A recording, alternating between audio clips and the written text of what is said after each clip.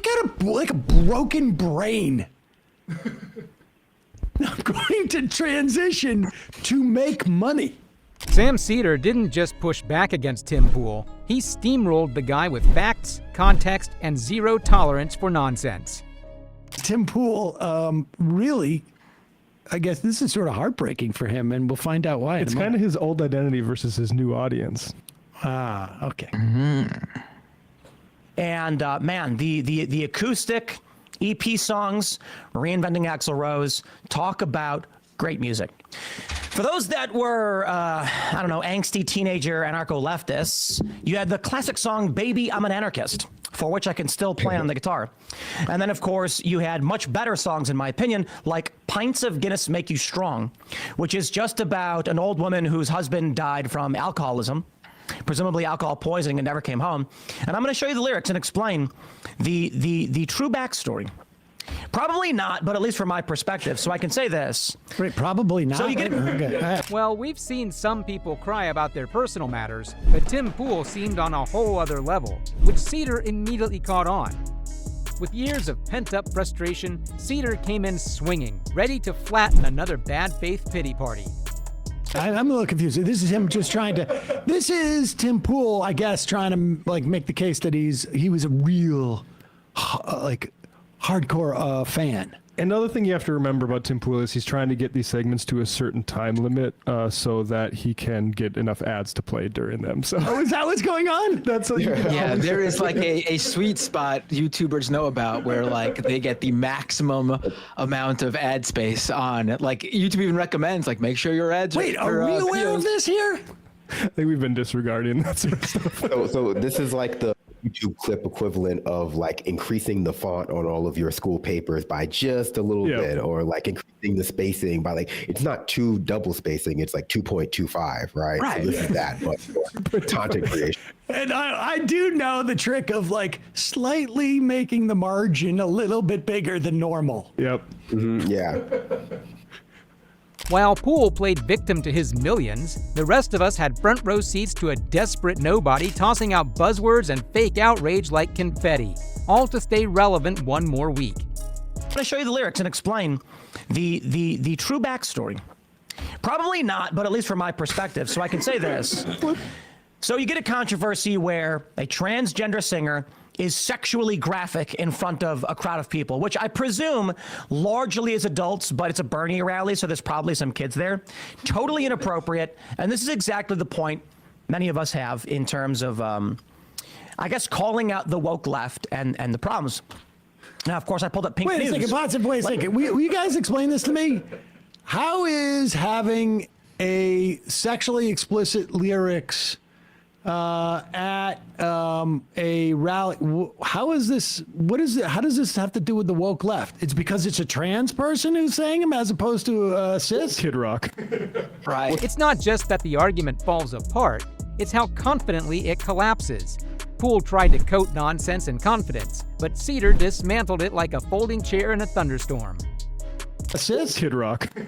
Right. Yeah. I'm not even sure if this actually happened because he kind of prefaced this whole thing with this might just be a fantasy of mine. So what part of this is true and what part of this is just like his headcanon?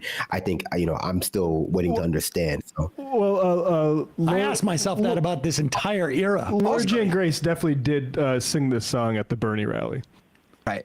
But, his idea of this is a Bernie rally, so there might be young people there. I mean, Tim Pool is on YouTube, and ostensibly there are tons of young people on YouTube, yet he still had a famous singer by the name of Kanye West on his show, where this young YouTube audience could apparently have fallen on his channel when he was talking to Kanye West, and Kanye West was espousing incredibly anti-Semitic rhetoric. So I guess by that same vein, Tim Pool is just as guilty of meddling with the children's minds. You'd think having your own words thrown back at you would inspire a little humility. Instead, it's a mix of denial and deflection. Somehow, the guy contributing the least to the facts is still the loudest in the room. But hey, that's just debate now, right? Kanye will be looking at I don't know. Save the Jews. That's what the Moonload said. I don't know, Matt. I don't want to be an armchair psychologist. I think Tim Pool's just projecting his own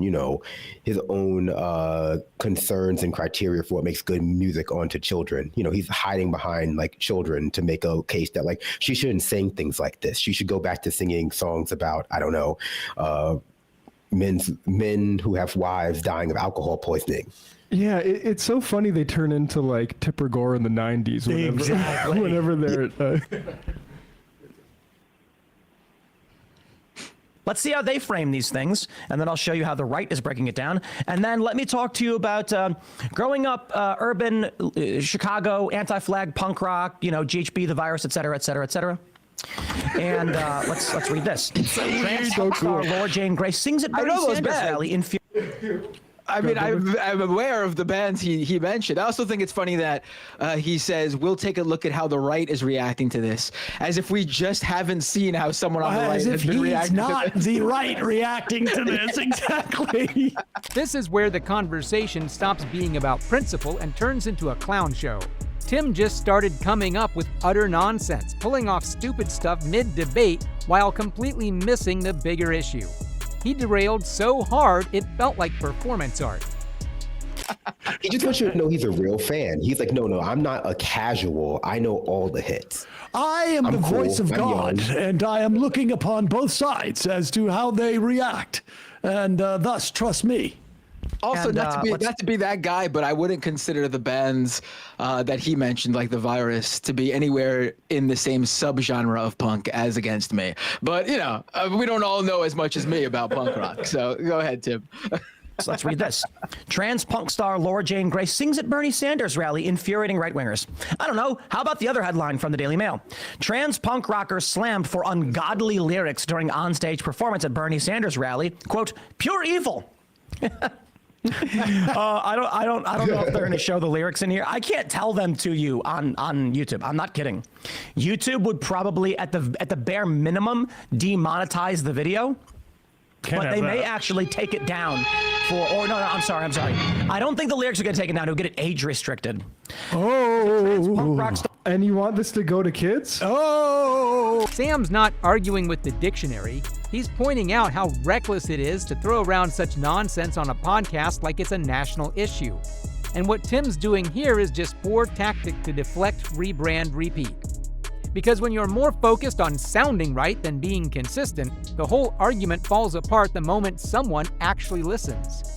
Appearance at a Bernie Sanders rally, recently infuriating the usual anti-trans right-wing brigade, who were quick to take to social media to denounce her performance. Oh, I'm so excited. So let me just not bury the lead. I believe Laura Jane Grace largely weaponized being trans for money.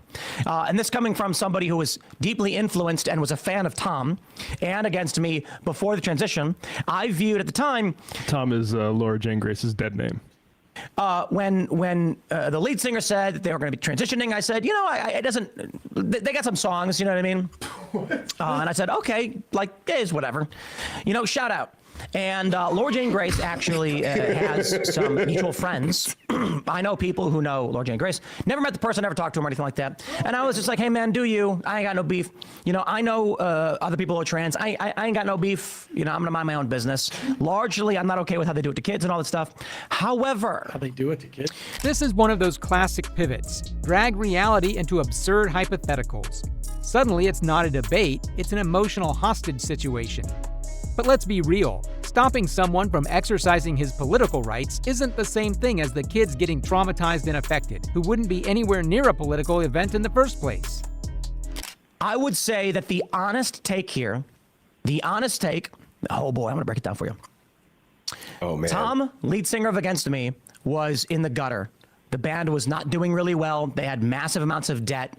They failed. They had this bump of punk rock success, very small, but in the core of... So is his argument that, like, the band's doing bad? Well, guys, what are we going to do? I know. Why don't I transition to become a woman? That seems like that I might be able to monetize. It certainly seems like things are going in that direction. Tim Pool might try to sound convincing and helpful to the American youth, but he's nothing but a clickbaiter who's struggling hard to remain relevant. Because if every fringe case becomes law, we're not fixing the system, we're feeding the algorithm. Whose side are you on? The facts, the fear, or the fallout? Drop your thoughts in the comments, hit subscribe, and join the fight for real conversation.